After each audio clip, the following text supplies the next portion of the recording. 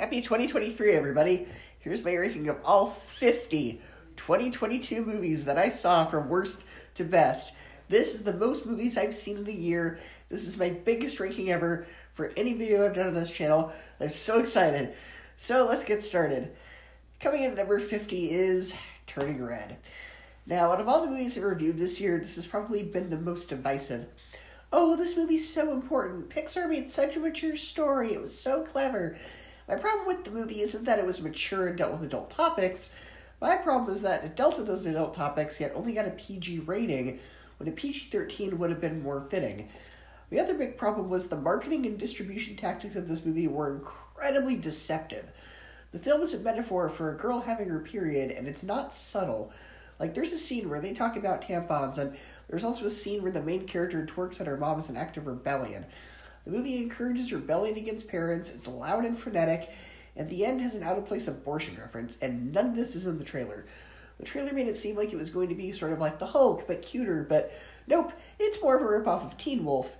And rather than putting the movie in theaters, it was instead dropped straight to Disney+, meaning there's a higher chance that a parent will just see the cute little panda on the poster and put it on for their 5-year-old, not knowing the true nature of the film. It was sneaky and deceptive, and Disney and Pixar should be ashamed. Number 49, Rosalind. I'm okay with doing retellings of classic stories and poking fun at them, and if they're from the point of view of a fairly minor character, even better. An example of that is Rosencrantz and Guildenstern are Dead for Hamlet. But this movie is a comedy where they forgot to write jokes. Instead, we get an incredibly unlikable main character with an actress who's just as bad, and the film, instead of being funny and poking fun at the story, decides to lecture on the mistakes of the past. This was one of the most painful movies I've sat through this year. Number 48, Ice Age Adventures of Buck Wild, which is disappointing because I think Buck is one of the best characters in the Ice Age franchise. The animation is very cheap and direct-to-video looking. You know, it's a problem when the original film that came out 20 years ago still looks better than the movie that came out this year. Simon Pegg is still entertaining as Buck, but Crash and Eddie, who are kind of funny in the other films, are annoying in this, and they're essentially just the same joke over and over. This film is proof that the Ice Age franchise should go extinct. Number 47, Moonfall. Given this film's utterly ridiculous premise about the moon crashing into the Earth and astronauts being sent to space to knock it back into orbit, it should have been a lot more fun. However, the execution of the idea is taken way too seriously. The movie's boring, with uninteresting, boring characters, awful dialogue, things that are over-explained needlessly. It should have had a lot more B-movie schlock, considering this is the same director who did Independence Day, Matthew Broderick's Godzilla, 2012, and other movies like that, but instead takes itself too seriously and expects credibility about a movie about the moon crashing into the Earth. Number 46, Death on the Nile. Now, I didn't hate this film. It's very gorgeous. It's well shot. The landscapes are amazing to look at, and even the cast is pretty good. My main problem with it is its awkward pacing. The actual death on the Nile doesn't happen until like halfway through the film. Now, I get that we have to spend time with the suspects and establish motive, but the film either spends too long on some things or completely rushes others. The first 15 minutes of this movie give us backstory about Hercule Poirot's days in the war, and it doesn't actually end up having anything to do with the rest of the movie, so it's a waste of time. Compared to Murder on the Orient Express, it doesn't have as tight of a script and just wasn't as engaging. Number 45, Cheaper by the Dozen.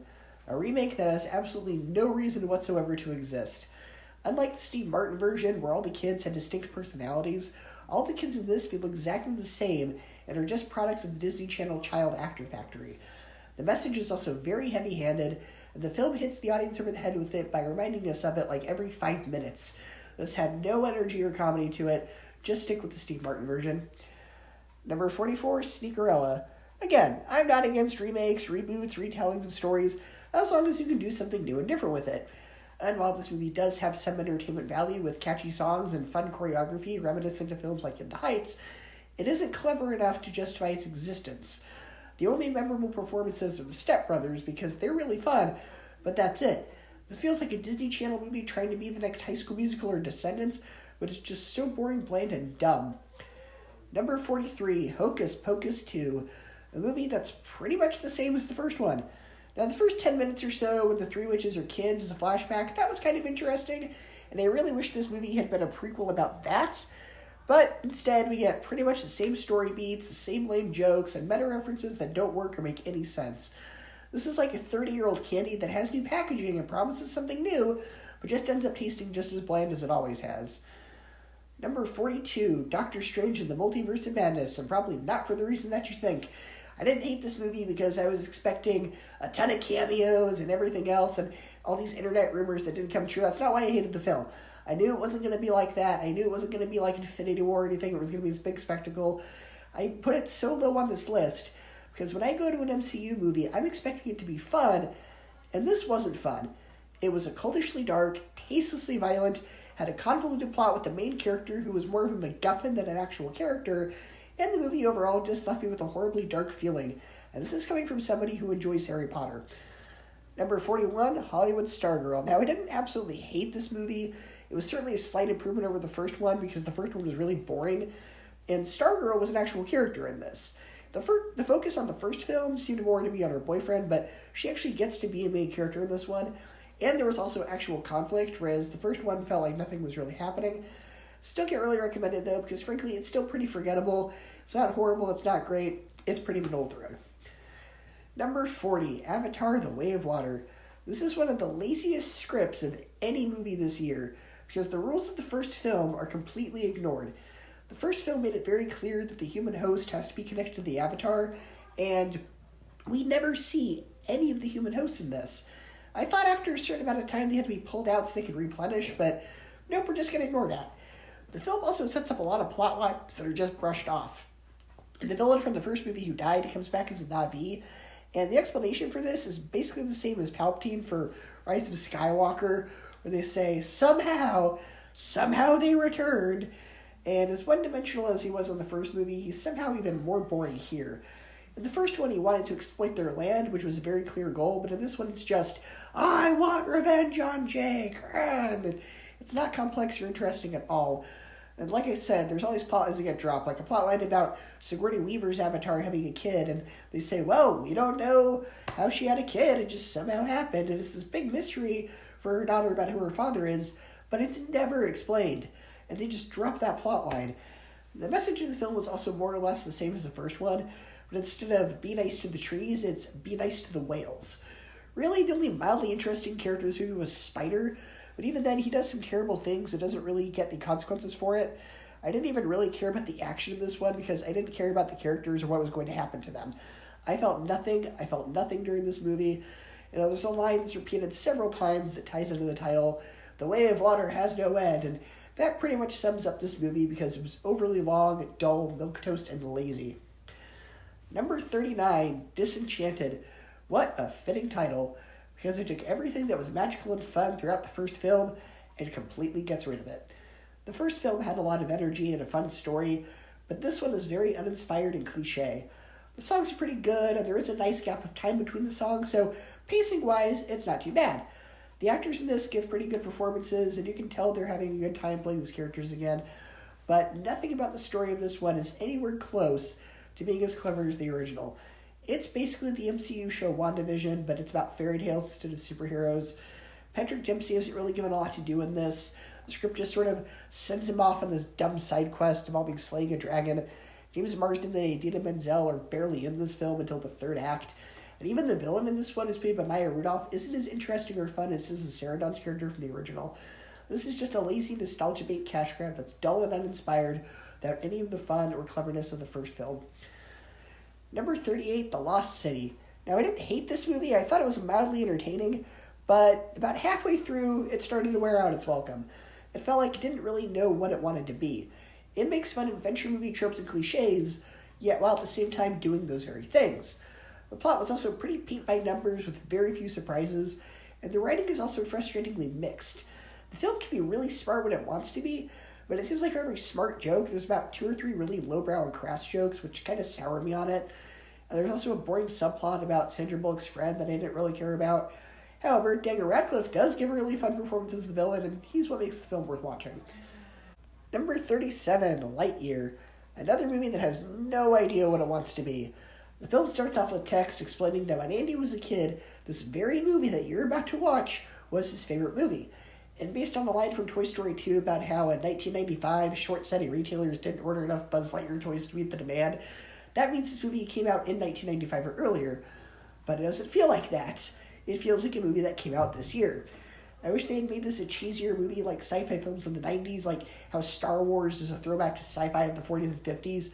The pacing of the film is also all over the place, with the first half moving too quickly to process the story, and the characters all being incredibly underdeveloped. This doesn't feel like the movie had a script. It feels like they used the outline of the script and simply failed to meet the deadline. Number 36, Night at the Museum, Kamen-Ra Rises Again. The animation is pretty good and definitely has some effort put into it. Kind of reminded me of the Tangled TV series or the Curious George TV series. Plot-wise, though, it's definitely aimed more towards a younger audience, and I do have a few issues with the plot. Because first off, none of the original cast members come back. Now, Zachary Levi I can kind of buy as a replacement for Ben Stiller, but the other replacement actors don't sound anything like the originals. Also, keeping Teddy Roosevelt in this movie seems highly disrespectful to the late Robin Williams, especially because the third Night at the Museum was his last role. Some of the plot is also kind of hard to buy into. For some reason, the Smithsonian has transferred Kamen-Ra's tomb to the New York Museum, and why would they do that? Raising Kamen-Ra just seems like a lazy rehash, especially because Kamen-Ra isn't even in the movie. Like, you couldn't have come up with a different villain, and why do we even need to go to the same museum? Because what made the sequels fun was getting to explore different museums around the world and seeing different people of history come to life. Larry Daly in this one now works at a museum in Tokyo, and I wanted to see what happens with that. Like, how fun would it have been to see a statue of Godzilla come to life, like the dinosaurs from the movies? So yeah, plot-wise, it's pretty weak. I do like how they introduced the new character of Joan of Arc in this movie, and she's pretty fun. And there is like this kind of dark humor running joke regarding how she died. That was kind of funny, but if you're a fan of the other movies, it's watchable enough, but you can definitely tell there wasn't as much passion or effort put into this one. Number 35, Secret Headquarters. A movie that feels like it was pitched to Paramount Pictures in the late 90s or early 2000s, forgotten about, and then made just to have content for Paramount+. Aside from a few modern references, everything about this movie is a cliche from a movie from that time period. The dad who's never around, the team of kids who discover a big secret about the adults, the evil generic bad guys going after the kids, the lesson the kids and parents learn at the end. Everything about it is so done to death. It just feels very dated and safe. Harmless kids movie, and if your kid hasn't seen Spy Kids or other movies like that, they'll probably enjoy it. There just wasn't that much in it for me. Number 34, DC's League of Super Pets. Again, if you're a kid of a certain age group, you'll probably eat this movie up. But for me, it just wasn't that entertaining. I left the theater thinking there was really no reason for this to go to theaters, and it really should have just gone straight to HBO Max. Because really, this just feels like a very long TV show pilot. Like the executives at Warner Brothers said, well, we need more family content on HBO Max to compete with other streaming services, so let's make a movie about superpowered animals and tie it into characters from Justice League. And if it does well with kids, we'll make it into a show. Like, I would not be surprised if in a couple of years they announce that they're spinning this off into a TV show for HBO Max. Because that's what feels like the only justification for existing. Keanu Reeves is really fun as Batman, and there are some obscure DC references that are pretty fun, but it's just every talking animal movie you've already seen. Number 33, Lyle Crocodile. I know a lot of people went crazy for this film. I just couldn't really get into it that much. The film's biggest disadvantage is it is live action, which given the film's premise makes it very difficult to suspend disbelief. If it were animated, it would be a lot easier to buy into. Shawn Mendes was also miscast because though he does have a nice singing voice, it doesn't fit. The songs in it are fun, but the plot wasn't really anything special. Number 32, Spirit Halloween. For an 80-minute commercial, this was surprisingly fun, and it felt like there was actual effort and passion put into it rather than being a cheap cash grab. I really had a lot of fun with this movie. It's like a fusion of the second Goosebumps movie, Five Nights at Freddy's, and Night at the Museum. There's also some really good directing as far as some of the shots go. Like, there's a scene where the kids in the movie are being chased by one of the animatronics, and the cameraman did a really good job with framing the shot to make the scene really intense. Although the kid characters aren't that interesting, Christopher Lloyd gives a really fun performance in this, and honestly, I had a lot of fun with it. Number 31, Diary of a Wimpy Kid, Roderick Rules. The animation is very unique with a lot of detail while still looking like a cartoon, and the film really takes advantage of the animation medium by being very expressive and exaggerated, which is what a cartoon is supposed to be. The backgrounds and foregrounds are incredibly detailed, making the characters really pop out. However, despite the film being longer than the first one, this one being closer to the length of a film at about 80 minutes as opposed to the first animated one, which was basically a 45-minute TV show pilot, it still feels like a Cliff Notes version of the book. A major plot point is Greg Heffley's crush on Holly Hills, and she's not even in this. And this film just kind of adapts the second half of the live-action version and moves it along at a brisk pace. Now, it is nice to hear the late Ed Asner as Greg Roderick's grandpa. I thought that was great casting. But another problem with this movie is Roderick is written a little bit too mean.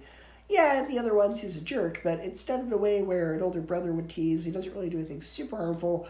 This one, he's not a likable jerk. He's just an inexcusable bully. And so the patching up of their relationship at the end doesn't even really feel genuine because it is so rushed. Number 30, Hotel Transylvania Transformania. I honestly thought this movie was a lot of fun. And as hit or miss as plots of these movies can be, the one consistently good element to them is the animation. The animation in these movies is always very expressive, it's always very fast, and that shows here. And it's interesting because Gennady Tartakovsky, who directed the other three films, did not direct this one. He was still the writer, he was an executive producer, but he wasn't the director. He sort of gave that job to someone else, which is appropriate because without getting into heavy spoilers of the film, one of its themes is passing of the torch. So it's interesting that that's one of the themes of the movie because he still stayed on to sort of supervise, because the franchise is still very much his, but he also gave someone else permission to do what they wanted. And I think the directors of this movie did a great job at preserving Tartakovsky's style and feel, and the writing was actually kind of decent. There were actually quite a few jokes that got a big laugh out of me.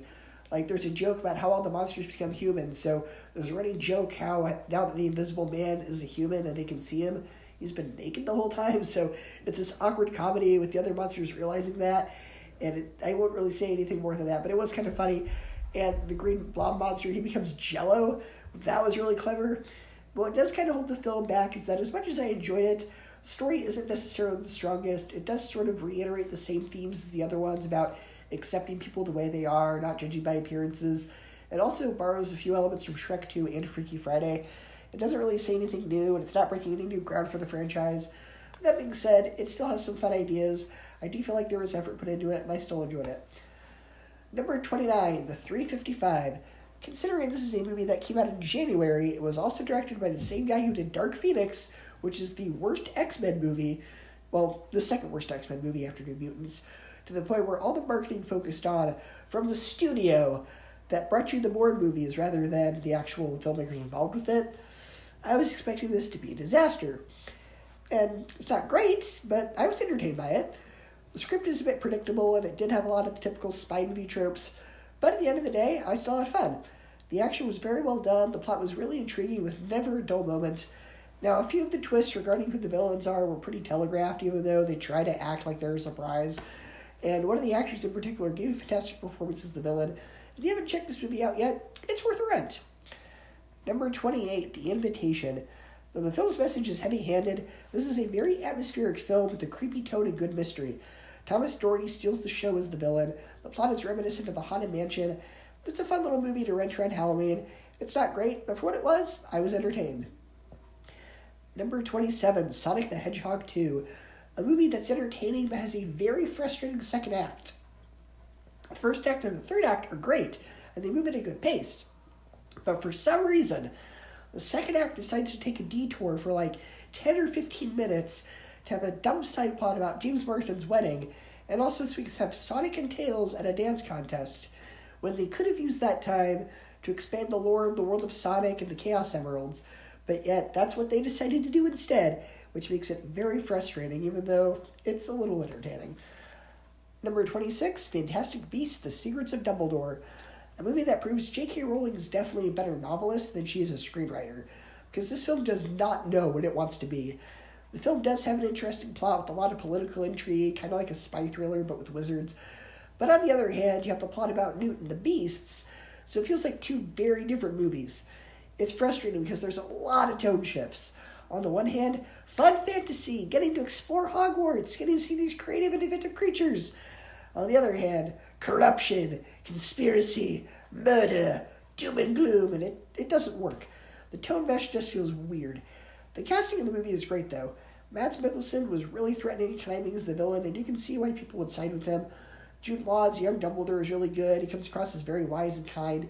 There's some good action at Wizarding Duels, but It feels like Rowling is just making this up as she goes along and doesn't really have a plan. It feels like two very different films. I still enjoyed it, but it was frustrating.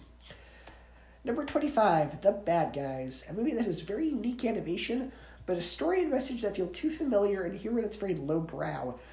It has a lot of heist feeling, sort of a kid-friendly Ocean's 11. However, the message, though it is good, isn't anything new or different. Don't judge by appearances and be careful about stereotypes. A movie about talking animals where the message is don't stereotype. The villain is also a bit predictable, though if you're a kid it might be a surprise, but again, it just harkens back to the villain in Zootopia. Though despite the predictability, the film did still have a few twists that surprised me. They weren't mind-blowing or anything, but I can't say that I saw them coming. But overall, it still felt very safe. Number 24, Better Nate Than Ever. A movie that I enjoyed a lot more when I first saw it, but have sort of forgotten about over time. I enjoyed the songs and the main character's infectious personality, but the plot is very contrived. It has too many meta-references to other Disney films that kind of pulled me out of it. This film was definitely aimed more at theater kids, and though I really enjoyed it when I first watched it, I haven't really had a desire to go back and watch it again. Number 23, Morbius. I think I'm the only one who doesn't absolutely hate this movie. Yeah, it's not great, but it's entertaining enough. The main character is interesting because he tries to contain the monster he's unintentionally become due to trying to cure a deadly disease he was born with. Matt Smith is incredibly fun to watch as the villain.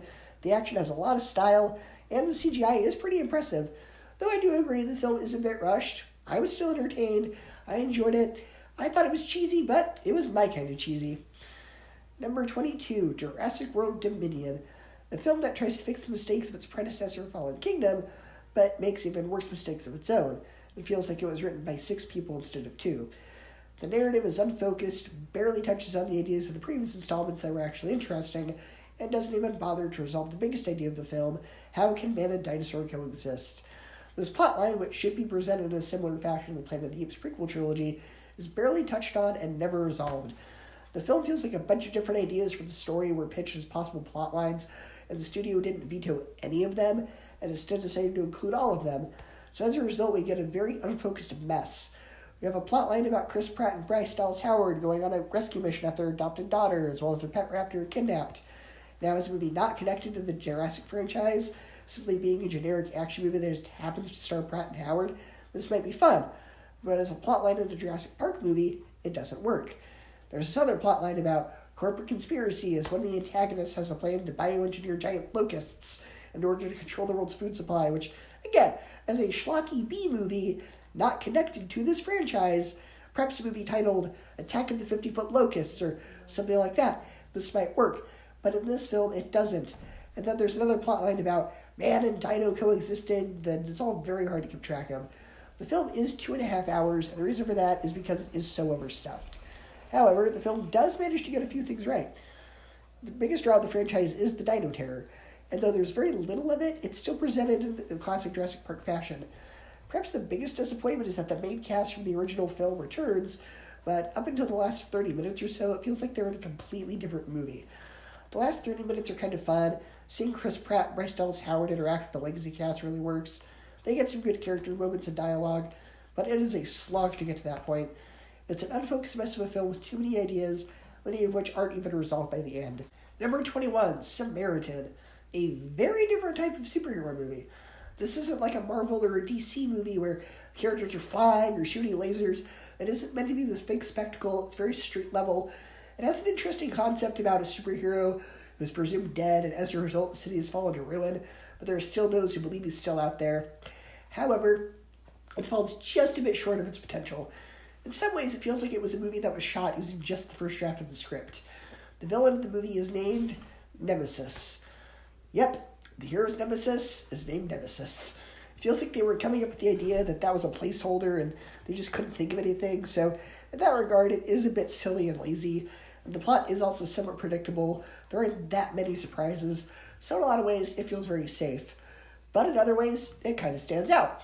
Like I said before, it's a superhero movie where the hero and villain are just ordinary people, which is kind of refreshing. And there are some interesting ideas about some people siding with the villain and thinking he was right, and how everyone has potential for both good and evil, and it's your choice that determines it. Some of the ideas, not quite as fleshed out as they should have been, but in a market that's been very oversaturated by superhero movies, It provides some interesting ideas, and I think it's unique enough that it stands on its own. Number 20, Elvis.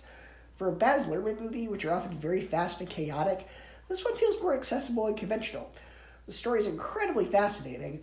Austin Butler has Elvis's voice and mannerisms down to a T, and is probably one of the best performances of the year. And the film also has commentary on freedom of artist expression versus protecting decency. For example, a big part of the film focuses on how Elvis dancing by shaking his hips was considered very scandalous at the time, and how a lot of parental groups advocated for having him arrested and censored for the sake of protecting the youth. Now, an artist being arrested in America simply for performing is almost unthinkable today, because in some ways we've kind of moved past that, but in some ways we still debate over freedom of expression versus decency. Most of Baz Luhrmann's films take a time period but incorporate the music of today, and he does that here. In between scenes, there are covers and new spins of Elvis songs by artists like Eminem, who is an artist who is quite controversial today, for a lot of the same reasons Elvis was controversial back then. I don't know if that was intentional commentary on Luhrmann's part, or if he simply wanted to provide a little bit of today's sound. Possibly a bit of both, but I found that interesting. And even though this is a biopic that, yes, for the most part, does sort of glamorize Elvis, it also doesn't shy away from showing the darker side of show business, especially near the end of his life. What's so frustrating is this was so close to being a perfect movie, but what brings it down is Tom Hanks. His performance is just awkward. He's done worse films like Mazes and Monsters, but he's certainly not giving his all on this film. His performance is just odd.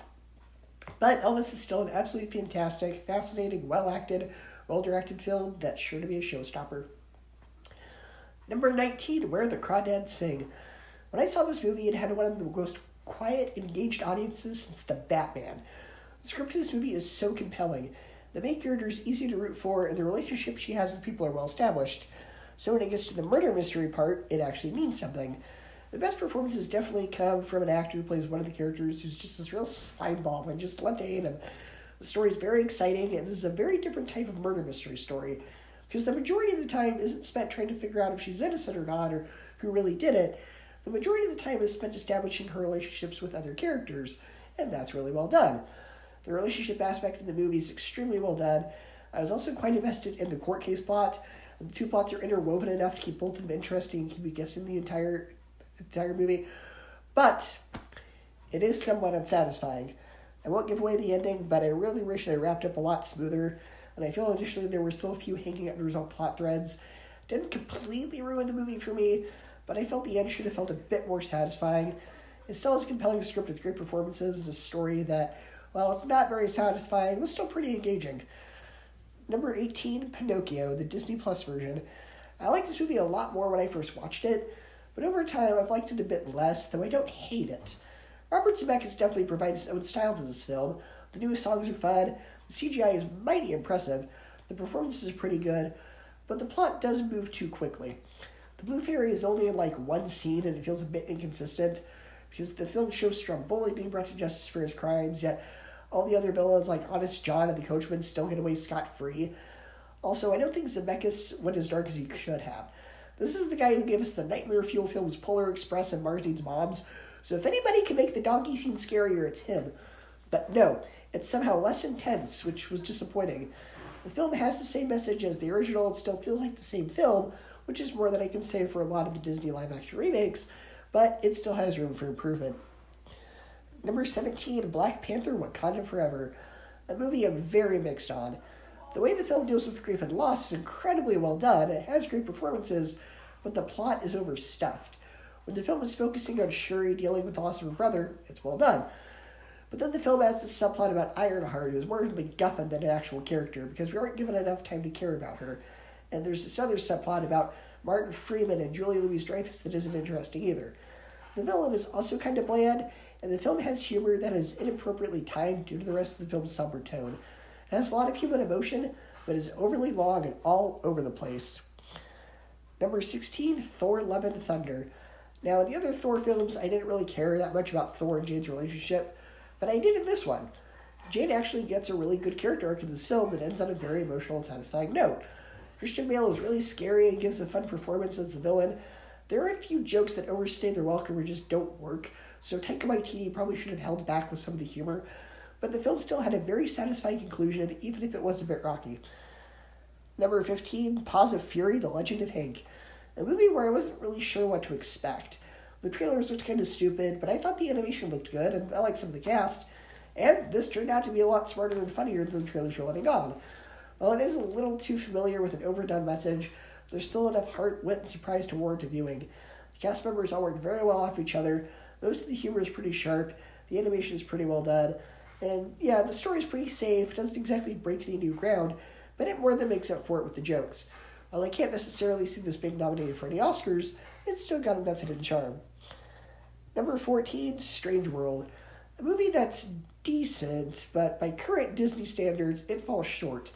The animation is gorgeous, and the characters are very expressive, and the story harkens back to some of Disney's adventure films of the 2000s, like Treasure Planet or Atlantis, and at times is reminiscent of a Jules Verne story. The creatures in the Strange World are all really creative, but the story and characters are very thin and cliche. It has interesting ideas, but it feels held back and doesn't live up to its full potential. Number 13, Puss in Boots: The Last Wish. The animation in this film is very unique. It looks very different than the other Shrek and DreamWorks films. The action is fast-paced. The film has great performances from a star-studded cast that includes John Mulaney and Florence Pugh. The fairy tale references and satire are sharp. The film has a lot of energy and creativity. It's got great humor, but the timeline for the movie doesn't really make sense. It's unclear if this is a prequel or not, which makes its sense of continuity feel uneven, but I still highly recommend it. Number 12, Top Gun: Maverick. I know a lot of people are going to be mad that this isn't in my top 10, because this appears to be everybody else's favorite movie this year, or at least it's in their top 10, and I enjoyed this movie. I loved the action. I loved the new characters. I thought Miles Teller was perfectly cast as Goose's son, and had a good dynamic with Tom Cruise, and I liked that they gave closure to the romance between Maverick and Penny, but the first half of this film just feels like a redo of the first one, and the goal of the movie is basically the Death Star from Star Wars. I thought the film was fun and very exciting, but it relies a little bit too much on nostalgia and legacy of the first film instead of feeling like a more natural continuation. Number 11, the Bob's Burgers movie. A fun murder mystery, which was unexpected, and also musical, which was unexpected, that has sharp, witty writing and fantastic animation. The family's dynamic is great, the comedic timing between all the characters is very fast, the jokes are clever, and the film has a genuine sweetness to it without feeling overly saccharine or manipulative. Alright, here are my top 10 best films of 2022. Number 10, Minions: The Rise of Gru, which really should have been called Despicable Me: The Rise of Gru, because the Minions aren't really the focus. The focus is more on Gru learning how to become a villain. As far as the Minions go, the film still provides all the wacky Three Stooges-style antics you've come to expect. The animation is vibrant, the references to 1970s pop culture are fun, the various villains throughout the film are really creative and funny, and yeah, maybe the plot doesn't flow the best. A few scenes involving the Minions go on a bit too long, but it still has a lot of creativity. You'll definitely enjoy it more if you're a Despicable Me fan, as it is a bit familiar and doesn't really reinvent the wheel with the franchise. But if you're a big Despicable Me fan, you know what you're going to get, and it worked for me. Number 9, Luck. Produced by former Pixar head John Lasseter, this is the kind of film Pixar has been needing as of late. As with the exception of Soul, which is currently my favorite Pixar film, as well as my favorite film of 2020, Pixar has been kind of hit or miss. This film has a lot of heart, creativity, with great emotion that harkens back to Pixar's early golden days. It has elements of Inside Out and Monsters, Inc., has an uplifting story, a lot of research into various things that are considered lucky by different cultures, and a lot of creative world building, though it does suffer from a few pacing issues, particularly as it gets closer to the end. But I thought it was one of the best animated films of the year. Number 8, Spirited. This new retelling and spoof of Charles Dickens' Christmas Carol is fresh, entertaining, and original. The idea of the ghosts of Christmas past, present, and future being a business where they spend all year preparing to scare an individual into changing their ways, it's a fun way of twisting the story. Much like Monsters, Inc., they scare because they care. The songs are catchy, the choreography is very well done, Ryan Reynolds and Will Ferrell's comedy bounce very well off each other, and the film takes the story of Christmas Carol and presents it in a modern way by also dealing with issues like cyberbullying and cancel culture without having those ideas come across as preachy, which is very hard to do. Looking at you, Rosalind. This is one of the few retellings of a story that I think has a justified existence. Number 7, Uncharted. Now, while to some degree, I do agree that Tom Holland was a bit miscast as Nathan Drake, he's also so entertaining in this movie, I just don't care. I look at this movie like the series Young Indiana Jones as sort of a prequel, and it's really fun. It has an engaging story. Tom Holland and Mark Wahlberg work very well off each other. Holland and his love interest have a great dynamic, and the movie harkens back to the days of old adventure movies that are escapism. It's a fun adventure with a great script and entertaining characters. Number 6, See How They Run. I find it ironic that the movie that's an homage and spoof of Agatha Christie is a much better movie than Death on the Nile, which was actually based on Agatha Christie. This movie has much better pacing, it's self-aware, and it pokes fun at murder mystery cliches without going too far with the meta-commentary to be distracting. Saoirse Ronan and Sam Rockwell have a fun dynamic. There's a lot of great story twists that keep the audience guessing. There's moments of style where the film looks like a detective comic book, and Django Pemberton's score for this film really stands out. It's a shame not a lot of people saw this movie. If you like movies Knives Out or Clue, give us a shot. I think you'll enjoy it. Number 5, Black Adam. A film with a lot of style, particularly with the action scenes. It's a big comic book spectacle that's fun to watch, has a great cast, but it still has a few problems. It is a bit unfocused, particularly because the movie focuses more on Justice Society rather than Black Adam, and it probably should have been called The Justice Society versus Black Adam or something like that. Characters are fun, they have great actors playing them, but the film does fall apart a bit in the third act when the villain who isn't easily set up, and the final battle wasn't really that interesting. But I still had a lot of fun with it. It was a big spectacle comic book film, and that's pretty much what I expected. Number 4, Bandale, Rescue Rangers. One of the funniest and most entertaining films I've seen this year. The humor is smart and proves you don't need to be lowbrow or crass to be funny. There's tons of satirical jokes and commentary on animation, Hollywood, washed-up actors, and selling out. There are also a ton of Easter eggs and references that provide the film with significant rewatch value. If you like Roger Rabbit, this is about as close to a sequel to that as you're going to get for now. This is a film everyone can enjoy. It's a love letter to 90s kids, animation, and there's jokes for all ages. Number 3, Marcel the Shell. Move over, Pixar. A24 made me cry over a stop-motion shell. This is a cute movie, but it's definitely geared more towards older kids and adults. The pacing is definitely slower than a children's film, and there are a lot of heavier emotional moments that kids may not be ready for. But for older kids and adults, I think they can get a lot out of this. Every so often, there's a movie that sets out to remind us about the good in the world, sets out to distract us from all the contention. And this is that film. This is a wonderful movie with a delightfully innocent main character. It's very well directed, very heartwarming, very uplifting, and very charming. Number 2, Weird, the Al Yankovic Story. An incredibly clever parody of musical artist biopics. Like Elvis. How do you take Weird Al, an artist who hasn't had any scandals in his life or career, and make it into an interesting movie? You parody that type of film, of course. Daniel Radcliffe absolutely disappears in the role of Weird Al, has a lot of fun with it. There's a lot of references in the dialogue to Weird Al's lyrics. The plot goes in some wild and wacky directions and is incredibly bonkers, and it's exactly the kind of movie you think of when you think Weird Al. And the number 1 best movie of 2022 is The Batman! This is the shortest 3 hours I've spent at the movies this year, and that's because the film has an incredibly intriguing story, compelling characters, flawless performances, exciting action. The new visions for Batman villains like the Riddler are fresh. The film gets to really delve deep into the side of Batman that makes him the world's greatest detective. It captures the spirit and tone of detective noir comics, and is not only the best movie of 2022, but in my opinion, it's the best Batman movie ever. I've watched this film at least 5 or 6 times this year, and every time I get something new out of it. I notice things I didn't notice before. It's the most well-directed, well-acted, well-written, and well-crafted this year, and it comes in at a very highly deserved number 1. So if you're up to the challenge, share the ranking of every 2022 release that you watched this year, and I will see you next time.